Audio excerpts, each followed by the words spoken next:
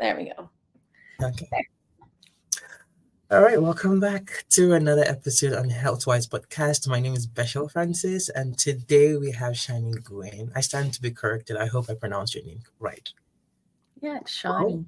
Shani, that's wonderful. Thank you for joining us today. You're welcome in today's section, and we know we're close to reconciliation, and it's a big thing here in Edmonton. And then having you on the show, could you please introduce yourself? So let's get to know you. Sure, I'd love to. Thank you. Um, Thank you. Tanse, hello. My name is Shawnee Gwynn. I'm a sixth generation Métis person. Mhm, Um, so I'm connected to the Cunningham family. It's a Métis family that settled in St. Albert, Alberta. St. mhm, Albert used to be a Métis settlement, and that's where my mother's family's from. I'm also Irish through my maternal grandmother. And on my father's side, I'm Métis through my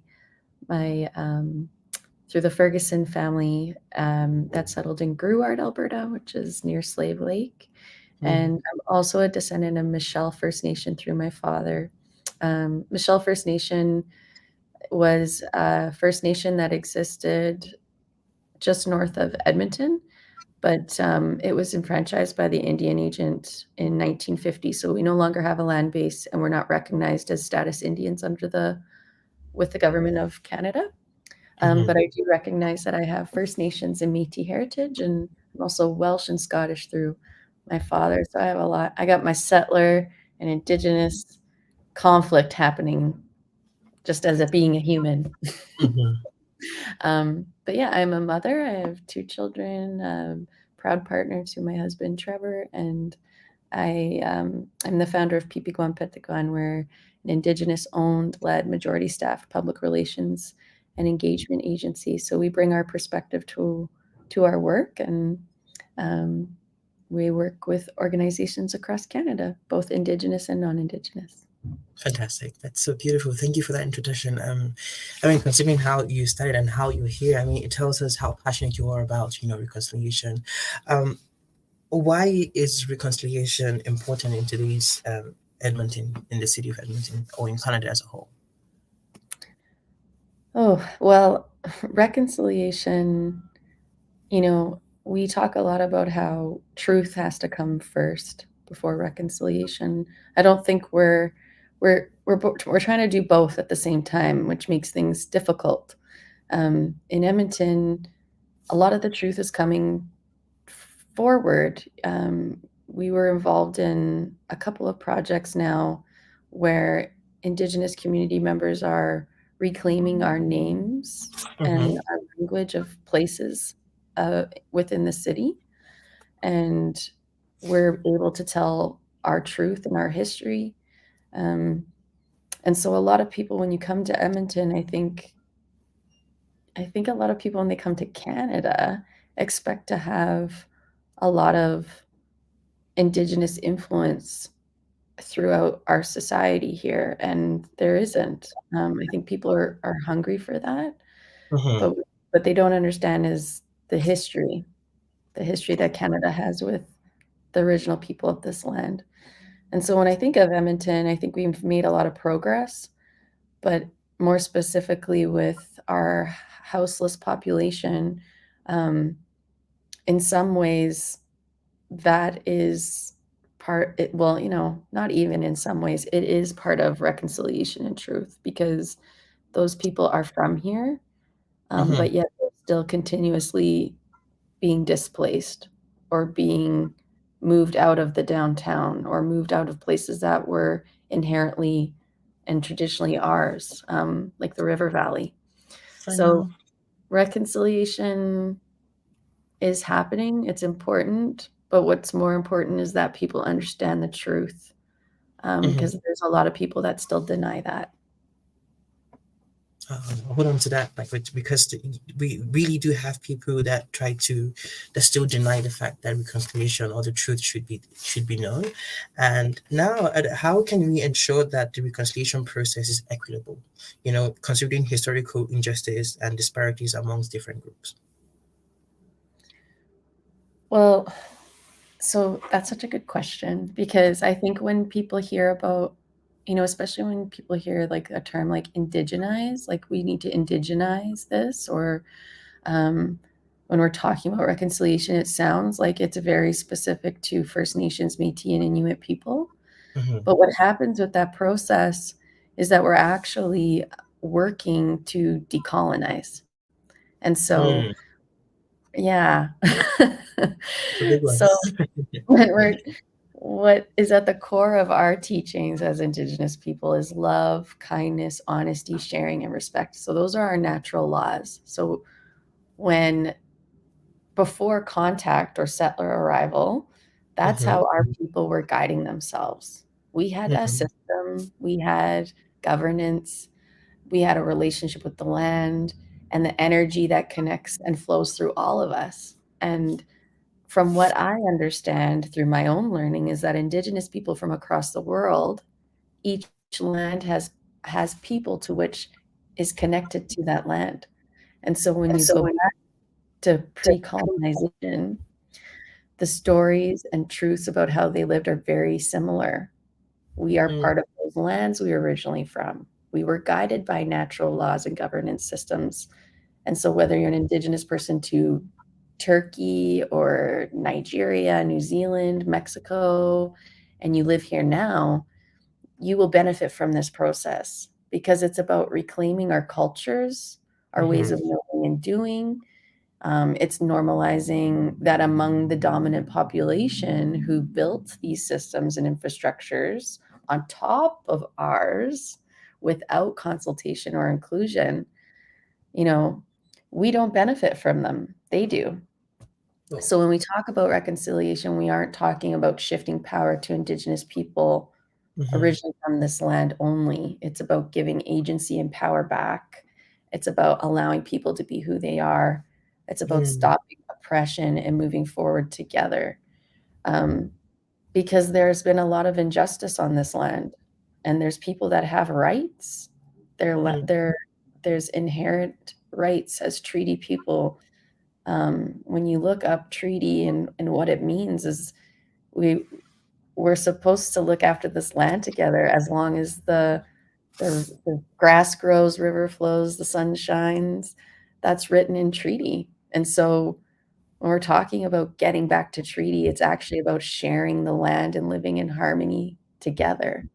that's So it's beautiful. actually a really beautiful thing. Yeah. Yeah, I mean, listening to you talk about decolonization, natural laws, and giving back and the shifting of power, it speaks about emotion and how honest you talking about reconciliation, we can actually hear the truth through you, which is very powerful. More like listening to you, like giving back to the people. It just wants me to want to ask a question like, in what ways can equity be a guiding principle for distributing resources and opportunities in post-colonial societies during the reconciliation process?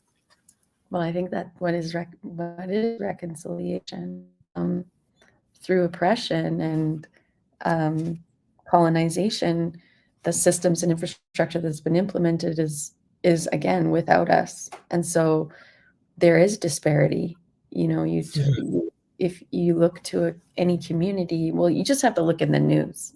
You just look to the news to know, and everyone knows now that lots of First Nations don't have access to clean drinking water. You know, Mhm. making sure that we have access to clean drinking water is a human right, but it's also reconciliation, um, to make sure that we have access to the opportunities that everyone else does. When I think of Pipiguan, the company that I own, um, part of that work is like looking at people for who they are and understanding where they're coming from and where they're at in their life and giving opportunities to people who would not normally have opportunities, Mhm. because of what our names are. Like, I'm sure that you have applied for a job and based on your name that it doesn't look like a white name, Yeah. so maybe you've been passed over. And so reconciliation is about making sure that we get back to looking at people as people, and Mm, that not like equity. equity is reconciliation. Like, I don't know how to say it besides that, like, we have to look at the disparity. There Mhm. is, and there it's uneven, and there is a dominant population in this country that benefits, and many, many people are left out, and we don't get to rest. We need to rest. We have been living with intergenerational trauma. Any indigenous people across this world who's been impacted by colonization, we have intergenerational trauma. We have trauma that we're dealing with day in, day out. We need rest. Rest is Mhm. reconciliation, equal access to rest, equal access to leisure time, equal access to practice our culture, equal access to water, equal access to, you know, any type of opportunity. That is an act of reconciliation.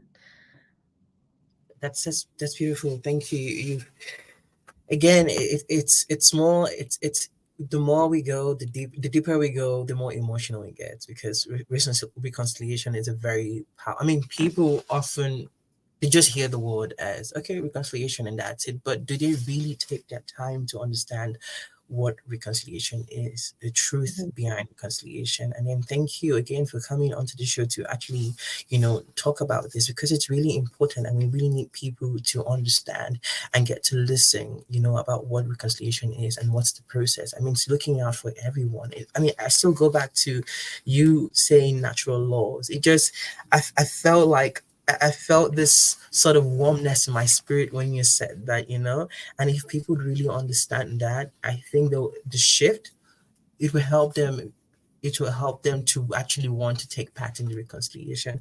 It wants me, I also want to ask this question.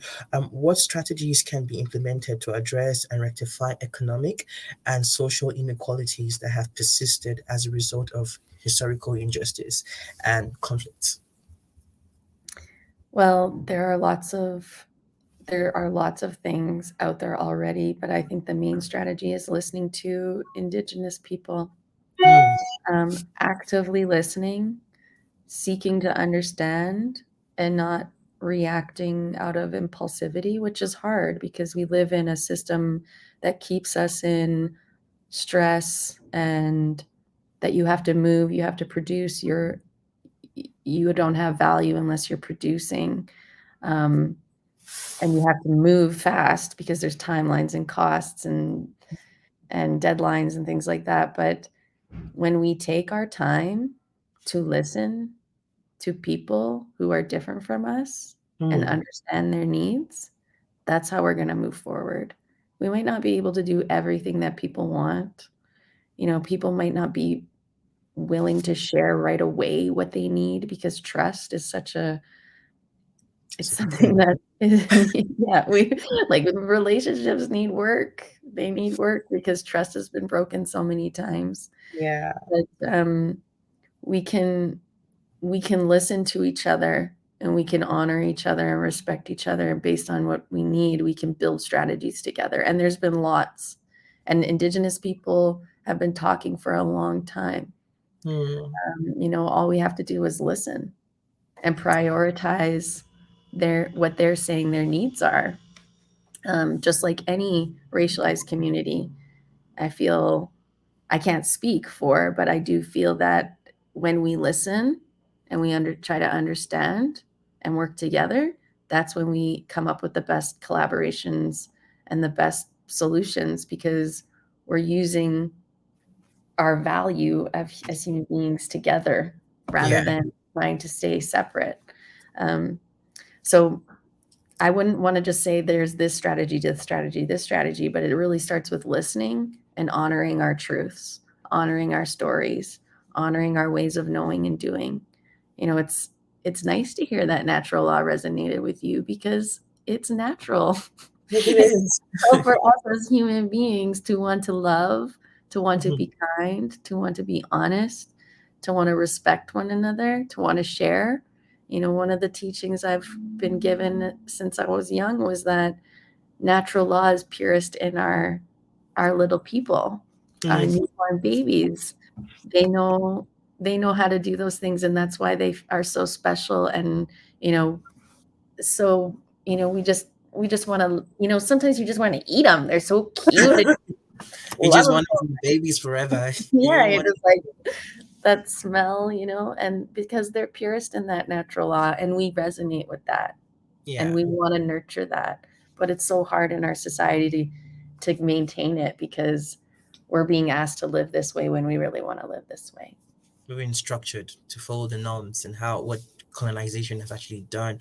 And then you talking about relationship and then reconciliation. I just see how the intersection between both of them. If we can have the relationship amongst ourselves and looking beyond the color of the person or who this person is and trying to understand that we will have that reconciliation in our hearts, and of course the truth for us to heal through this by coming together to create that relationship. I think things will really change out for us. It will really, really, be different. Moving on to the next question: what role does education play in promoting equity within reconciliation initiatives, and how can educational programs be designed to address historical biases and promote inclusivity? Well, I think it's Senator Murray Sinclair that said it's education that got us into this mess, and it's education that's going to get us out. So when you think of um, any historical injustice, it usually begins by some sort of propaganda and education awareness campaign about why this needs to happen, why these people need to be assimilated, why they need to be um, erased. Um, but so what we need to do now is actually incorporate Indigenous perspectives in curriculum and actually share who we are from our own voice and perspective, because we know who we are. Colonizers, when they came here, they didn't know anything about us, Yeah. but they wanted to impart their knowledge and make us be, because really it was about the land. That's what they wanted access to, and that's what it is across this world, is that it's access to land and resources, Mm-hmm. and people with more melanin getting in the way usually. So I think for this, education is just so key. We're seeing it now with LGBTQ2S plus being part of the curriculum, to accept people for how they identify, what their gender might be, what their sexuality is. We've learned for a very long time with a Eurocentric lens about what gender and sexuality is in schools. But now we're introducing that there might be actually a fluid way of identifying. And we're already seeing the propaganda come up about why we shouldn't accept, why this is Mm-hmm. harmful. But what we need to do is listen to the people in that community and try to understand and try to see how we can work together to help build acceptance.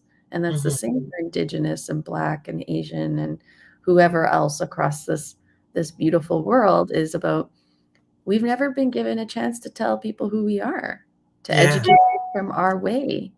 Um, but when we do, you can see hearts and minds shift, that they're Mm. changing. And I think that's what's so powerful, is like when we're given an opportunity to connect with a person, that's what the human experience is about. Like, The human experience.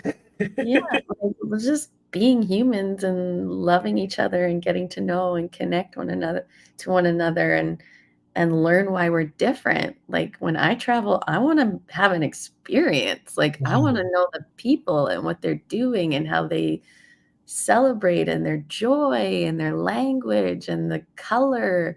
Like that's what I love about our people. Is like I go to like ceremony or a party and it's like ribbons in every color. There's Mhm. drums, there's singing, people are speaking their language. People have beautiful long braided hair. People look different and they're doing different things, and I just think it's so cool and exciting. And if people could be part of that and see the beauty of all these different cultures without feeling scared Yeah. because they don't understand, or they're uncomfortable, it's like Mhm. learn about us. come be with us, come Are visit they with us, get are to know us. people open enough to learn? I feel I don't know. People want to, but just the way colonization and how people have been structured to follow the social norms and how things have actually been to get like how we see things, how things are perceived in the society. You talked about the LGBT community, and I just wanted to ask this question: how does gender-based inequality intersect with reconciliation? And what steps can be taken to ensure gender equity, eh, and what steps can be taken to ensure gender equity, and what considerations are there? Well, I don't know about your culture, but I bet Mhm, there are, if you go and talk to elders or maybe but there probably was a way that people that identified from different genders were able to still participate freely within our communities. And so mhm, when we look back to how I've heard stories and truths about how our people were, folks from that identified as, you know, whatever they identified as, whatever gender that they identified as, they were able to participate. There wasn't like there were roles for women and men, but there was also room for people to be fluid between those roles. They mhm. were allowed to move back and forth, and I hate to use the word allowed because I don't think that was even in our mind of being allowed. It It's was just somewhat subjective. yeah, it was just happening because we accepted each other for who we Mhm, were and wanted to respect the people in front of us. And so gender was I don't like from my understanding, it's not something that we were really that strict on. But then you can see how colonization has impacted some of our teachings and our ceremonies because, you know, I think about where my people were in the 1400s and were we having to wear long skirts and cover our shoulders to go to ceremony? Maybe not, but maybe we were. But so we have to look at these things and see how maybe colonization has actually impacted some of our teachings and take a look at that closer too.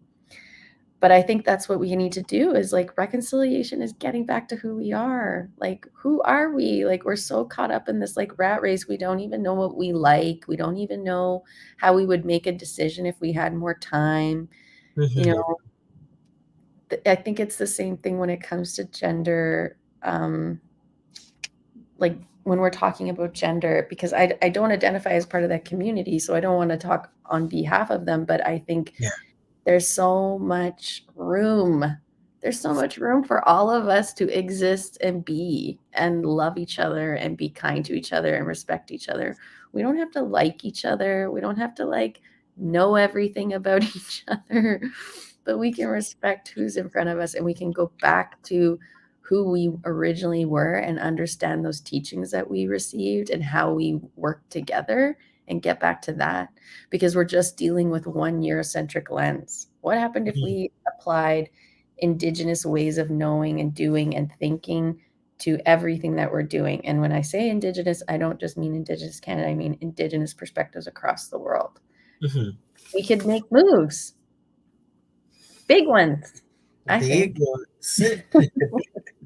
That's a very interesting one. Again, when you talk about indigenous perspective, I still go back to natural laws and see how all of that still plays in the same way we understanding and building relationships and then seeing the truth in everything we're doing. It's just it's a blessing to actually have reconciliation at this time, and then you see people like you trying to do this to ensure people understand what reconciliation is all about and what truth is. It's really it's amazing. It's transformative, to be honest. It's really really amazing. I just want to ask you a question here that says, how can equity seeking organizations such as Ribbon Ridge Foundation ensure acts of reconciliation and embedded in the works they do? I guess, like, do you have relationships with Indigenous people? Do you Hmm. know Indigenous people? Um, do they work with you? What are your relationships? Because it probably starts there. We're all over the place and we're all born advocates.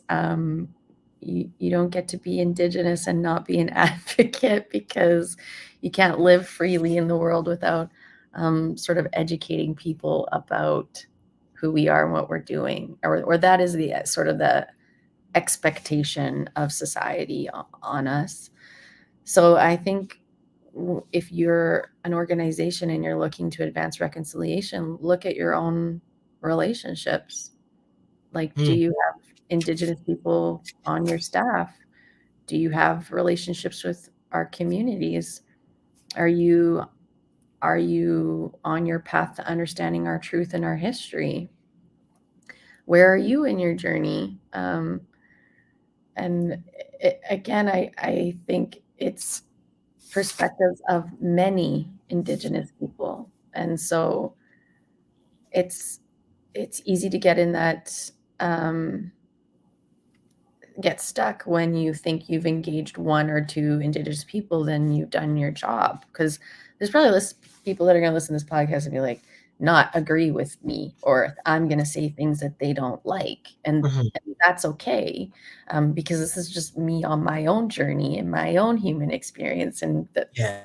my own experiences informing my mind. But in the end, we're going to have in different perspectives from all types of people. And so making sure that you're building those relationships, hearing different perspectives, bringing those perspectives to the table and really thinking about like, okay, what can we truly do Mhm. now and what can we strive towards? Because I think if anything, Indigenous people are pretty patient because we've been trying to find reconciliation and equality for a very long time. And so we know that it's a process, but Hmm. progress is still progress in our mind. I shouldn't say our mind, in my mind. And so yeah, look at your relationships, look at where you are in your own understanding, and are you speaking on behalf or are you speaking with? Hmm. Uh, I think that's important too. Like, are you partnering, or are you Mhm. taking on a colonized role of, well, we were informed this, and so now this is what we decided. They have to be part of the decision making process too. Hmm. Shani, thank you so much. I decided to jump in because, well done, by the way, Michelle. I needed to ask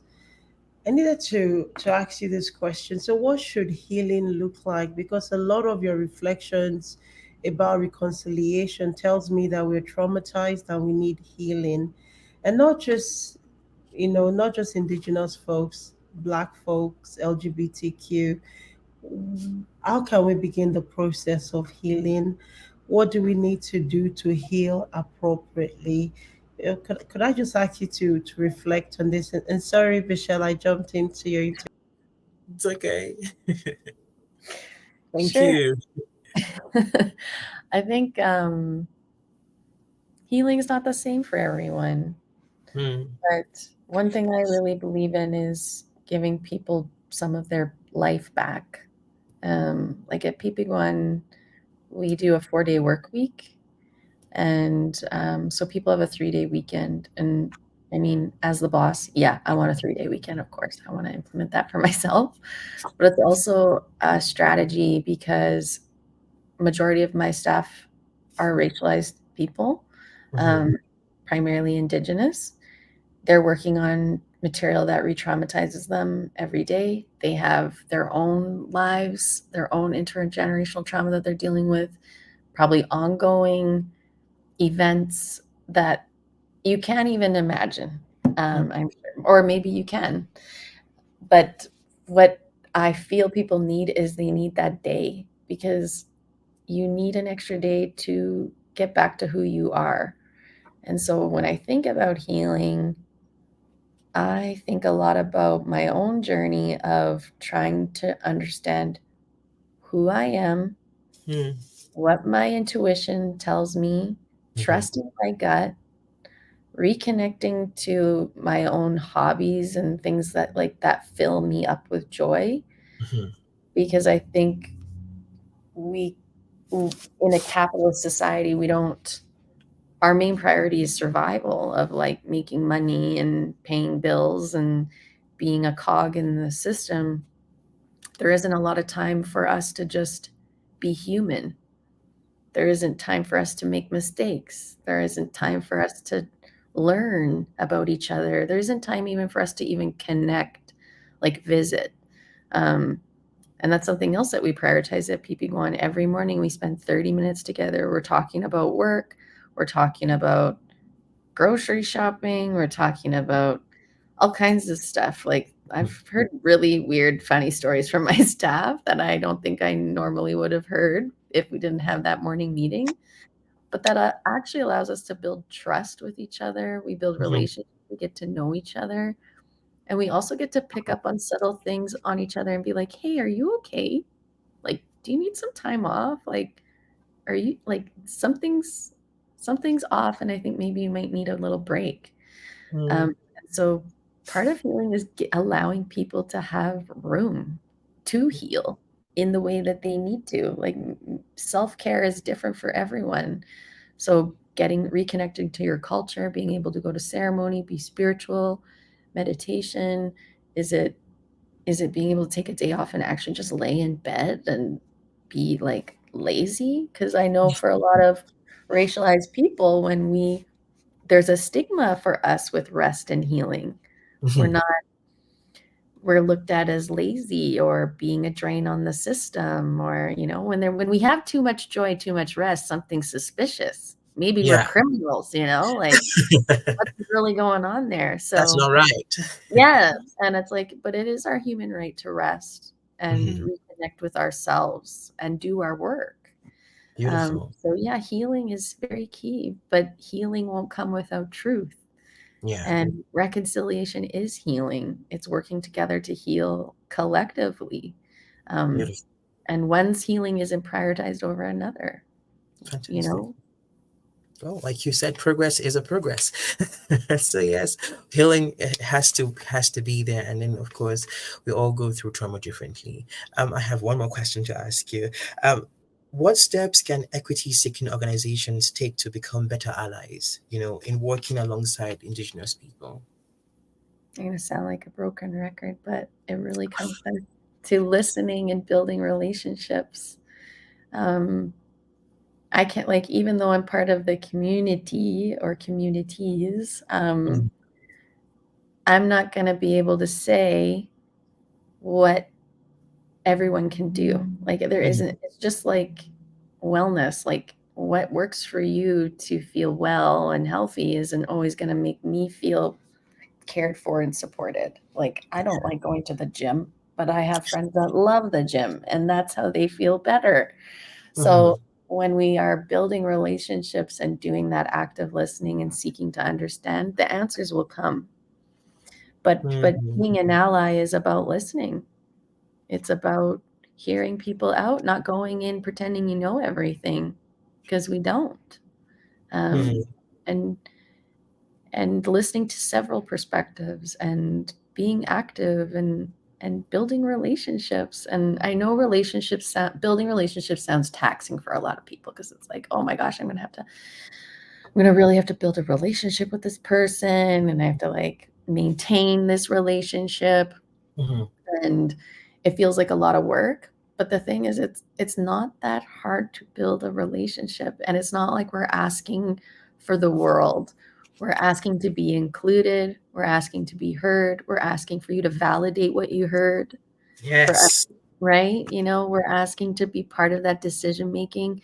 And the other thing about us is that we're used to working as a collective. So while every voice is heard, we Mhm. know a decision has to be made. And so what works for majority, right? And Mhm. maybe we can work on the other things as we grow and learn together. So being an ally, I think, is listening and being open and respectful and going back to those natural laws, I think, Michelle. I don't know. What do you think? I agree with you. I mean, we just have to listen, open our hearts to hearing people's perspective and not pretending like we know it all, just like you said. It's so beautiful. I mean, just listening to you talk, there's a whole lot of questions to ask, but having this conversation with you really just made things really clear for me and also as a person, because healing is a process. Individually, we all go through different traumas, and then how we process, how we open our heart to listen to others, to other people speak to us, and then we can can heal through that process as well. So yeah, it's beautiful. Thank you so much, Shani. It was really really amazing to hear you talk about reconciliation and truth. How do you plan on spending your reconciliation day? What plans do you have? Well, I'll be speaking at a couple of events, one of which I'll be speaking with Nigerian immigrants about reconciliation on Nice. September 30th. But also just be spending time with my family and prioritizing my own rest and well-being, because it's a very trauma-heavy day, and I think it's important for Indigenous people to hear that it's okay if you don't want to go. It's okay if you don't want to speak. It's okay if you don't want to get paid to do something that day, to unpack your trauma and share everything that you've had to live through. It's okay to prioritize your own rest and grief that day. And so I think that's a bit of what I'll be doing. I'll be doing some sharing my knowledge that I have and my message with some new Canadians. And then I'll be spending time with my family and my Beautiful. children, whom I hold very dear to my heart. Amazing. Thank you so much, Shani. I know people are listening to this podcast who really want to reach out to you. How do you think they can get across to you? Well, you can visit our website, pipiguanpitaguan.com. You can see the spelling of that hopefully on the podcast, because it's a different one. But I'm also on LinkedIn, Twitter, and Threads. Oh wait, X. Sorry, X and Threads, not Twitter. Yeah. Or send me an email.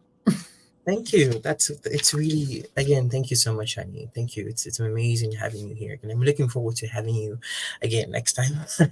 Hi, Miss C. Yeah, Shani, before you go, could you please introduce us to one book people can read tomorrow or Monday as they take time out to reflect on reconciliation? Sure. One book? Okay. I think the one I would recommend is probably 21 Things You May Not Know About the Indian Act. And that is by Bob Joseph. It's a great, sorry, it's not great, but it is a great sort of very plain language explanation of how much the Indian Act impacted Indigenous people and how further oppressed people were. Because I think when people think about reconciliation in Indigenous Canadian history in respects to Indigenous peoples, that residential schools sort of seems like the big one that people know about and think of as sort of like the only thing that happened to Indigenous people. But what that boot of oppression was, it was many boots. And so in that book, you learn more about how, if I was with two other Indigenous people, it would be against the law to gather more than a few of us. There was the pass system, leaving reserves without a pass. You could be arrested. The incarceration rates of Indigenous people, it's pretty terrible, and a lot of it is due to the Indian Act. So I would say that, but if I could shout out one other one, it would be The Inconvenient Indian, and it really shows how land and resources is really the core of the issue, that people wanted access to that, and we were just the inconvenient Indian in the way. Thank you. That's amazing. Thank you so much, Shani. That's really beautiful. And then you said it's written by Paul Joseph, right? Bob Joseph. Bob Joseph. Thank you so much. Yeah. It's amazing having you. Oh, I hope you have a wonderful reconciliation day. It's really, from us here, we're going back to natural laws, and we're going back to healing process and all of that. Thank you, Shani. It was really amazing having you. Thank you. It's so nice to hang out with you. Yeah, it is. Thank you. Yeah. Hope to see you again next time. All right. Hope you have a wonderful weekend as well. Thank you. Goodbye for now. Okay. Yes. Hi. It's like we also have number one producer of Edmonton here, Edmonton Fashion Show, Nosa. Oh, hello, Mr. Nosa. How are you doing today, sir? Sure. How are you doing, man? Good to hear your voice and good to see you. Thank you. Good to see you too. How you doing today? Yeah, I'm doing good, man. I'm living the dream, like I tell everybody. But Yeah. Okay, that's a good one. I should write that down. So you're actually doing a fashion show on the Reconciliation Day. Is there a link to it for the people? oh yeah, there is a link, and thanks. Thanks for having me, and thanks to Shani. I listened to Shani's my wife. I was going off and on, but I got a grasp of what she was saying, and they're just amazing stuff, right? And so back to Ashake and and Mhm. why we're doing this. But I wanted to mention something first before I go ahead. Is one of the laws that presents, or let me link this way. Okay. Um, we Ashake basically means a term of endearment in Yoruba language, Nigeria. That's the history. Now, when you're loving something or loving someone or loving a place or anything, it shows that you have respect for that thing, or it Yes. shows that you see that there's equity in that space. When you love someone, you show equity, you show kindness, you show compassion, right? Mhm. So when you're saying is there a link, there is a link. Like one of the most um, instructive quotes in the world today is love your neighbor as thyself. It says the Bible says there's no commandment greater than this. So every other commandment is subject to loving your neighbor as thyself. So if you love your neighbor, right, then you're showing equity, you're showing inclusion, you're showing come in here, let's gather, right? So Ashake is a term of endearment that talks about love, and it also kind of projects equity in our society. It brings people together from different races, shapes, sizes, color, and creed into a room, Mhm. and just gets us to understand, what African fashion is all about, what African fabrics are like, and stuff like that. Fantastic. So how did you get involved in the process, Ashake? Asake. Yeah, thanks. That's a good question. How did I get involved? I like to say I created it. Oh, So fantastic. yeah, so if you go back to if you go back to my natural inclinations as a young man years ago, I always like to project a message through arts. I feel art is the easiest way to get people in the room. Hmm. You whether it be a comedy show, fashion show, a play, or you send a message more subtly than Hmm. reading a speech or having a conference sometimes. I just feel everybody's relaxed, they let their guards down, and you send the message and it hits a chord. So when we're looking for ideas to send our message and promote equity and diversity in Edmonton, um, obviously you know that there are a few things that we do outside of a fashion show. We realize that what else can gather someone in a room other Hmm. than beautiful fabrics. And you know what people do when you wear a certain fabric, or I've been in a room where my black sisters have been asked, I like your hair. How did you get it done? That's Hmm. where the conversation starts from. I had a Jamaican friend years ago who had the belief that Jamaicans were sold to slavery by Africans. So they didn't like Africans, right? Some Mm. of them, not all of them. So, but you know what? I Instead of fighting and saying, hey, I don't like you as well, I started to bring her into the fold. And guess what I used? Music. Mhm. Right. I was sending her Afrobeats music, and she's like, I like this. Okay. Then I was also sending her recommendations on Netflix on home videos from Mhm. Africa, right? And before you know what happened, she was more comfortable in the room with me or other African students or African friends around. And the bad thing is, first of all, the great thing is she became an ally, and then Oh, she became an advocate. fantastic. So that is for me, and it goes back to why we're doing this. That is for me the easiest way to congregate people and let them see your views. Because if you really look at this inequality and fighting that happens for space, for land, just as Shadi mentioned, is a lack of understanding of what the other person is going through as a human being. Or Mm. it's even if you understand it, it's just the lack of you coming to terms with it. And if we can find other ways to ensure that we're able to um to educate people, Mhm. let's do it. So Ashaka is a way we sat down and said, what's another way to educate people about the black culture, about the hard work, the resilience of our people, we said let's throw it out through fashion. Fantastic. That's a beautiful one. Thank you so much. So how can people attend Ashake, the fashion show? Absolutely. So that's a great question, but maybe it's late. So what we did this time with the government of Alberta's help was we're gonna be 17 now for 250 people. I can tell you yesterday we already had 250 people. No, 2 days ago we have 250 people registered already, right? Mm-hmm. So there's a QR code, and I can send you a link as well. There's a QR code on the flyer. Scan it, put in your details, and you can register. Now I've been told by my stage manager that registration form is full. We have over 250 already. So what I'm going to plead, which is amazing. Like I'm like, wow, this is amazing. So we're probably going to have 300 people in the space. My plea to my, I'm executive producing and I'm producing it, but I have one other producer who takes care of the operations. I'm sure he's on this call. If it's not, my plea is, can we open up for 50 more people? So I'll get to know today, because inclusion and diversity. Inclusion is about opening the door for more people, right?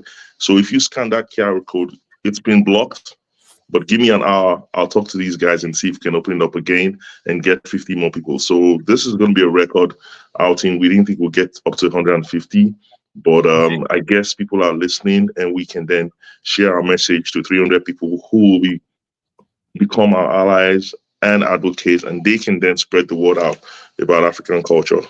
Fantastic. So now you want us to give you an hour so you can tell us if you can have more people. Yes, absolutely. How can people actually get more information? How would they know if there's a possibility of them joining? That's the great one. How many people are listening? Do you know? Watching? There's a range of people. Okay. So what I'll do, Bechel, is once I get the call through, I'll send T the link, the refresh link, and T can then send it to everybody who's on the call if they really want to come. But I can tell you we have two great designers today, one from Ghana and one from Cameroon, and we have another lady from Nigeria who does headgear, right? So it's going to be a mix. It's going to be a mix. And what happens is the fashion show itself will run for about 2 hours till 9, and there's an after party from 9 till maybe 1 a.m. So we've got a DJ Youngja, who's the best in the whole of Alberta in the space. So if after you and it's also a place for mingling with business people, young people coming together to kind of just share ideas, right? And I've heard when I organize these things as well that single people like you, Bechel, got married. Well, they found a girlfriend and they fell in love. So you're not married, are you, Bechel? You're single. I'm not married, but I never said I was single though. Yeah, okay. I'm just saying. Okay, so you're taken and you're spoken for. If you have any single friends, let them come. Okay. Of course, we're coming, and then we're looking forward to having an experience at Ashake. So perfect. So much. It's really, really, really great to have you here. What do you think? What expectations do you think we should expect? What expectations are we having when we should hope for when we come to the show? Yeah, you're going to see right from the door, amazing customer service, people smiling at you, welcoming you with open hands. And that's what I teach the team to do. You're going to see creativity. You're not going to see so the second designer is a bit eccentric. I call her that because she doesn't do the everyday clothing, but she's creative. You're going to see that. You're going to see creative head tie. You're going to have laughter and humor. We're trying to get a comedian in the space, but I'll still speak to him again today to see if he can make it. So those three things: good music, good food, and good people. Of course, it's the food for me. Yeah, absolutely, bro. Absolutely. Thank you very much. It's really amazing to have you. We're looking forward to having an experience tomorrow. Okay. Thank you. And yes, thank you, Bechel. Thanks for inviting me. To hear from you as well too. Yeah, and I just want us to take the space to understand that we're in a land that is not ours as immigrants, and the original owners of the land have actually welcomed us with open hands. And so when we're doing things, and I really appreciate Ruben Rich for bringing Shani on today, when we're having programs, we should also always consider them and bring them into the law, because without their perseverance and their patience, this land of Canada would probably not be the way it is today. And I just want to say thank you to the Indigenous people of Canada. Thank you. Well, you said it all for me. Thank you so much. Appreciate it, sir. Have a great day. Have a wonderful day as well. Thank you. Goodbye. Yeah. All right. Thank you, everyone, for listening to this episode. I still remain Beshel Francis, and we thank the River Ridge Foundation for this initiative. I'm looking forward to seeing all of you tomorrow at Shakir Fashion Show. I remain Beshel Francis. I hope you have a wonderful day. Thank you very much.